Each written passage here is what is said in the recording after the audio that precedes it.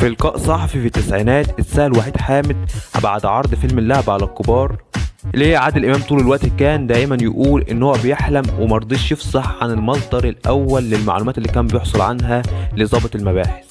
تخيلوا بقى رد وحيد حامد قال إيه؟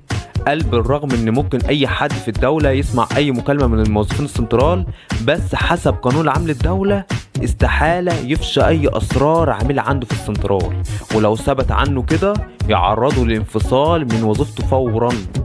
والراجل كمل وقال حتى ده ما يغفرلوش حتى لو كان بيتصنت من اجل مصلحة البلد، لانه ده على فكرة اللي خلاه مبرر انه يتطلع او يتصنت على اي مكالمة، وده اللي خلى محمود الجندي طول الوقت يخاف على مصدر رزقه وخلاه طول الوقت يخفي السبب ان هو كان مصدر الاول للمعلومات.